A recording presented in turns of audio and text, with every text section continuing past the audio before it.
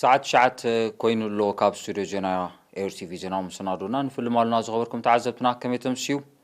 فيلم اجن حابريت لنا بزعبا عيد على رحيز ملكت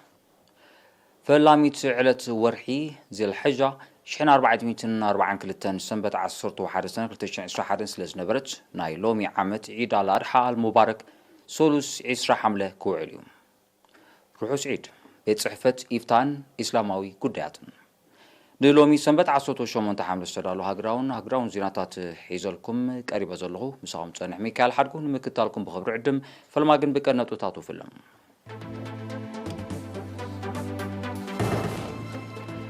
ممحدار زوبا سيمنا وكيح بحري قسقاس مربات لمعات قمقيمو بيت سمرتي موزيكا اسمرا لما بذكرتوس نسرعات ساسان شدوشن تمهارو أمريغا أفريتي جو أيودين ستحوسو جو بمغرب بنقحت كسرحو مزخاخر غريبو عاصيناتات وطاي تشاينا بسوريا سرعات مغيار نزقبر قدامو من كسغاسات كم تقاوم حبيرا أب مالي سلسة تشاينا وين كلتا زيقاتات موريتانيا سرحتنياتات نسا تجويا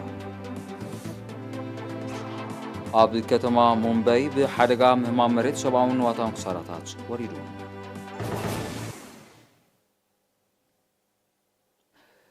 زرزر زينا أب رحوق قطرات الزوبا سيمنا وكيح بحري مس جيوغرافيا واقمام طان كلمان بزسانا قباب عسران حموشن ايما باتا بيت تسمرت كم تهانسا ممحدار زوبا سيمنا وكيح بحرا بزكايرو قداماي منفاقو قمقام كلتشن عسران حدن تقليصوم بعصتو شدشا حملة بستخايدة آخيبا أب زحالف شدشا وارح أب لمعاتاوي تحت قرصاوي محبرا وقلقلوتن كالن صلاتات زيتا تقبرو سرحات تقمقيموم بمسرة زغربت صبصاباتا برحوق كبابتات زنبر هزبي صريتو استحلو ماين كركب زكايد زلو تعري بروجيكتات قرب ماي قلعالون إرافايلن كم تزازمه أبنو زوباتات قرورانا دوب حندما لعلى بايتاون تحت بايتاون ديقاتات نمهنات دهساس تخايرو اتسرح أبي قربا وان كبقاقس مخانو كفلت تخايلو لهم تحت بايتاوي ماي بمهبتام اتوتاونتن مسسان بزسلاسل زلو عماون أب مسرحن متسقانن ملي وحايز مفواس ماي قعطات كمون أب مسرحن متسقانن زالاتات عقمات كترتات زبيراتن أدمعي سرحات كم تخايدة بريهم نيكونتات أقرابن سسا زقرابن بزملك الدما أبنو زواتات جيندع قلعالو فورون ناقفان أبتبو كونتاتو كوان تهالوه بسنكي أب مقوطار زر دخامات حالفو زخصة ريو برسة أقراب أسك كافي ناهونه يمتس كم زلو تحابيروم زي كازي أقولقلو عنان موحاس كوم زسرتو مربات كباباوي عنان مدنفعن أبتكالات عنا مسرتاوي ناي مسالت قرب مرهانيتن لوطي كم تقبره بغندو دما أب مقوصار تمحلالفتي حمامات وصيتاو سرح كم تعام تقليصوم بكفلي هنصاوي لمعات زغربت صبصاب داغمه هنصات أبيت تسمرتي سنكينت وينان ماي حبارن كم تسالته مسرح هنصات وسغتي بلوكات أبيت تسمرتي سنكينت وينا دما صبغ يسقم كم زلو كتقاسن كلو مسرح هنصات بروجكت منقص عسا جمهيلن زوبا دالاكون سوسامي تاوت كم زبصح افليطوم تساتفتي ابتي ببصلاتو زغربت صبصاباتن استعام مسرحن قسقاسون زته دحر مكيات أب رحوق قطرات قرب ماين موحاس زكاير صعرك دفالو مدبات مقرابن محزان بعتو كتحاز كمون متتتاو تتكات ساعات كتابع زولون كالوتن لبواتاتن ريوتوتاتن أغربهم أما حداري زوبا سيمناوي كيه بحري ويزور أسمرة أبرهاب زسمعاتو مزازم قال كل مداو لمعات بحافشة هاقرا وفري لمعات كاب بغندو نمدنفع سباو عاقمتات بيقبو كفتش كمون أبتو زوبا زلوا مدبرات فلسي زغربو فلسطات بعينتن بزحن كبكبل بمزخار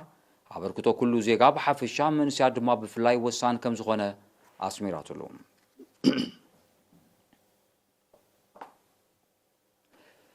بيت سمرتي موزيكا اسمران سلسة عامتات زسلطنتهم حاموشة دكانشيو زركبهم ساسان شيدوشن تمهارو لهم عصوت وشومون تحملها مريقام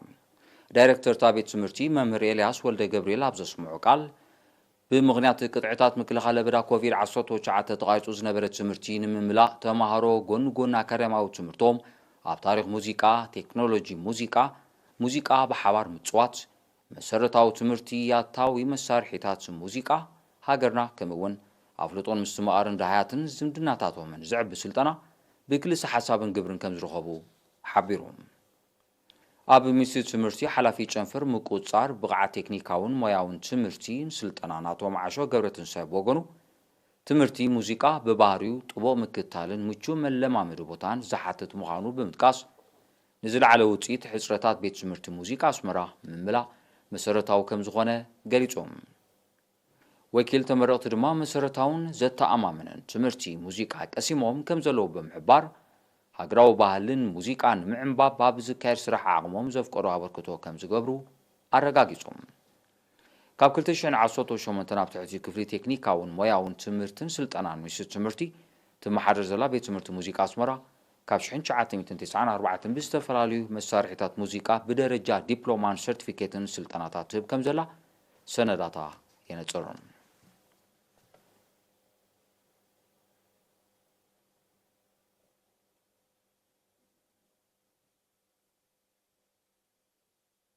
ኣብ ከባቢ ባጽዕ ዝነጥፉ ኣፍረይቲ ጨው ማሕበራት ማለት ዛዕከር ጉርጉሱምን ሓስመትን ኣዮዲን ዝተሓወሶ ጨው ኣብ ምቕራብ ዝያዳ ቓልቦ ሂበን ክሰርሓ መዘኻኽር ቀሪቡ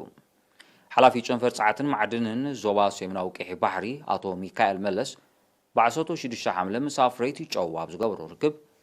ብጉድለት ኣዮዲን ዝስዕብ ጥዕናዊ ጸገማት ንምውጋድ ኣብ ምፍራይ ጨው ዝነጥፉ ትካላት ኣብ ፍርያትን ኣዮዲን ክሕውሳ ስልጠናን ዋታውን ደገፍን ከም ተገብረለን ብምጥቃስ ኣብዚ እዋን እዚ ሓሓሊፈን ኣዮዲን ዘይተሓወሶ ጨው ናብ ዕዳጋ ክወርድ ይርአ ስለ ዘሎ ብኣጋ ክረም ከም ዝግባእ ገሊጾም ኣቶ ሚካኤል ኣስዒቡ ኣዮዲን ዝተሓወሶ ጨው ንጥዕና ኣገዳሲ ስለ ዝኾነ ኣፍልጦን ርዲእትን ህዝቢ ኣብ ኣዮዲን ዝተሓወሶ ጨው ንምብራኽ ውህደት ናይ ኩሎም ኣካላት ክዓዘዛ ዘኻኺሮም ኣገዳስነት ኣዮዲን ዝተሓወሶ ጨው ከም ዝግንዘቡ ዝሓበሩ ተሳተፍቲ ብወገኖም ዘጋጠሞም ሞያውን ዋታውን ሕፅረታት ፍታሕ ክናድየሉ ኣብ ስራሕ መን ከም ዘጉደለ በቐሊሉ ምፍላጥ ድማ ነፍሲ ወከፍ ማሕበር ትልልየሉ ሕላገት ከም ዝህልዋ ክግበር ኣዘኻኺሮም ትካል ደረጃታት ኤርትራ ኣዋጅ ቁፅሪ 75/1995 ብዝህቦ ስልጣን መሰረት ንሰብን እንስሳታትን ዝፈሪ ጨው ኣዮዲን ክሕወሶ ንኣፍሬትን ነጋዶን ዘገድድ ሕጊ ኣብ 1997 ከም ዘውፅአ ይፍለጥ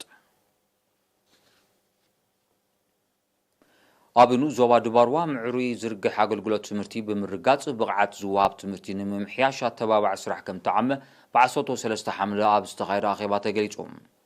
ኣብቲ ገምጋም ብሰንኪ ስጋር ለበዳ ኮቪድ-19 ተቋሪጹ ዝነበረ ስሩዕ ኣገልግሎት ትምህርቲ ዳግም ዝተጀመረ ኣብ መስርሕ መምሃርን ምስትምሃርን ዝተረኣየ ብልጫታትን ድኻማትን ብዕቱብ ተዘቲሎም ሓላፊ ኣገልግሎት ትምህርቲ ኣብትኑ ዞባ መምህር ዕቑበ መለስ ኣብ ዘቕረቦ ጸብጻብ ኣብ ዓመተ ትምህርቲ 2019-2020 ናብ 30 ኣብያተ ትምህርቲ ካብ ዝተመዝገቡ ልዕሊ 20,700 ተምሃሮ ብገምጋም እቶም 84 ሚእታዊት ናብ ዝቕጽል ክፍሊ ከም ዝሓልፉ ኣስታት 8 ሚእታዊት ድማ ብዝተፈላለየ ምኽንያት ከም ዘቋረጹ ኣብሪሁ ንትሕተ ቅርጺ ብዝምልከት ድማ ኣብያተ ትምህርቲ ደቂ ጽኑዓ ለይቶ ዓዲ በዛሓንስ ዓዲ ገዳን ካልኣይ ደረጃ ድባርዋን ጽገና ከም ዘድልየን ገሊጾም ሓላፊ ጨንፈር ሚኒስትሪ ትምህርቲ ዞባ ደቡብ መምህር ብተዝጊ ኪዳነ ብወገኑ ብቕዓት ተምሃሮ ክብ ንምባል ከምኡውን ጠንቂ ብኩራትን ምቁራፅን ካብ ማእዲ ትምህርቲ ተለልዩ ፍታሕ ንምንዳይ ርእሰ መምሃራንን ምስ ምምሕዳራት ተዋሂዶም ኣበርቲዖም ክሰርሑ ተላብዩ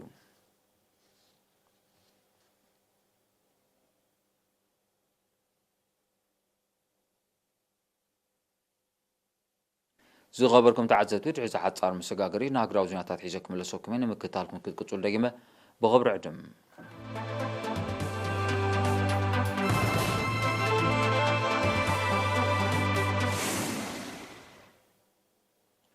ዜናዊ መሰናዶታት ኤርቲቪ ናቕፅል ክቡራ ተዓዘብቲ ስለምክትታልኩም ኣዚና ነመስግን ዜና ወፃኢ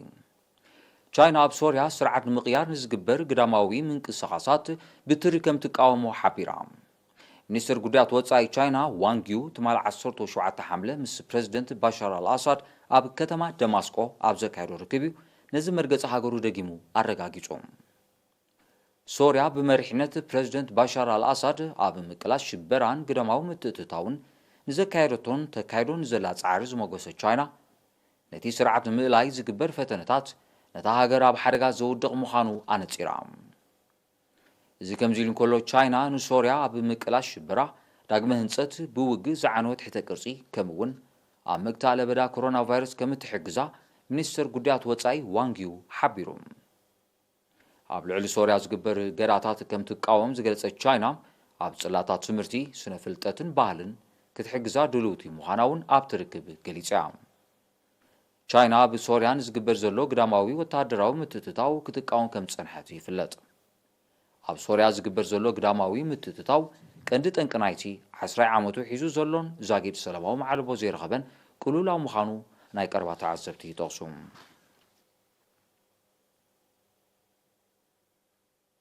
መንነቶም ዘይተፈልጠ ዕጡቃት ማል 17 ሓምላ ብማልብ ዘካይድዎ መጥቃዕቲ 3 ቻይናውያንን 2 ዜጋታት ማውሪታንያን ስራሕተኛታት ህንፃ ከም ዝፀወዩ ካብቲ ከባቢ ዝተፈኖ ዜና ኣረዲዩ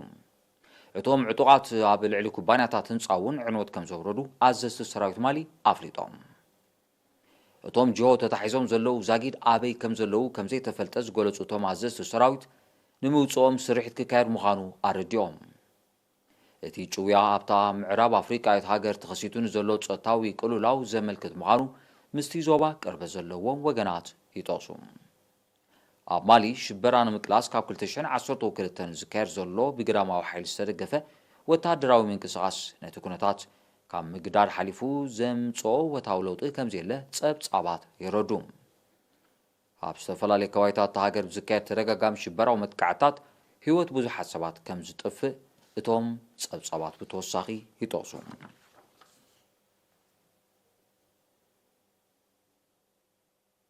ኣብ ከተማ ሙምበይ ህንዲ ሎም 18 ሓምለ ብርቱዕ ዝናብ ዘሰዓቦ ሓደጋ ምህማም መሬት ሰብኣውን ንዋታውን ክሳራታት ወሪዱ ብሰንኪቲ ባህርያዊ ሓደጋ ብውሕዱ 23 ሰባት ክሞቱ እንከለዉ ዛጊድ ቁፅሮም ዘይተነፀረ ድሃዮም ጠፊኡ ከም ዘሎ ኣብ ትሕቲ ቅርፂ እውን ዕንወት ከም ዝወረደ ማዕከና ዜና ኣቃሊሐን ዝሓለፈ ወርሒ ሰነ ኣብ ከተማ ሙምበይ ዝተኸሰተ ተመሳሳሊ ሓደጋ ሰብኣውን ንዋታውን ክሳራታት ከም ዘሰዓበ ጸብጻባት ይሕብሩ ካብ ወርሒ ሰነ ክሳብ ወርሒ መስከረም ኣብ ህንዲ ዝወቅዕ ዝናብ ተመሳሳሊ ሓደጋታትን ክሳራታትን ከም ዘውርድ ጸብጻባት ናይቲ ሃገር የነጽሩ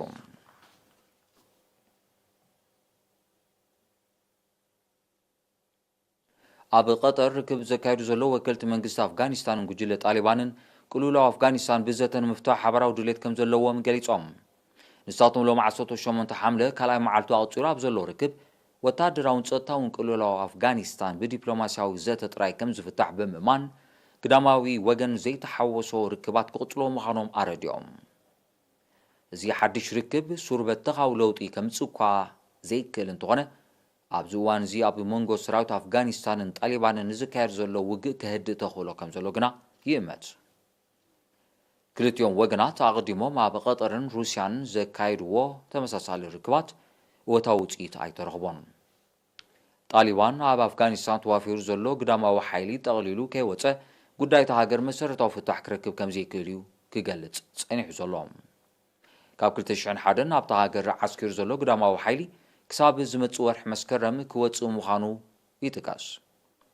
ይኹን እምበር ኣብታ ሃገር ልዕሊ 10,000 ግዳማውያን ዕሱባት ብምህላዎም እቲ ናይ ደገ ምትእትታው ኣብ ሓፂር እዋን ዘብቅዕ ከም ዘይምስል ምስ ኩነታት ከባቢ ቅርበት ዘለዎም ወገናት ይእምቱ ዜናው መሰናዶና ንምዛም ማርሲ ዜና ክደግመልኩም ምምሕዳር ዞባ ሰሜናዊ ቀይሕ ባሕሪ ገስጋስ መደባት ልምዓት ገምጊሙ ቤት ትምህርቲ ሙዚቃ ኣስመራ ሎሚ ኣብ ዘካየድቶ ስነ ስርዓት 36 ተምሃሮ ኣመሪቓ ኣፍረይቲ ጨው ኣዮዲን ዝተሓወሶ ጨው ኣብ ምቕራብ ብንቕሓት ክሰርሑ መዘኻኸሪ ቀሪቡ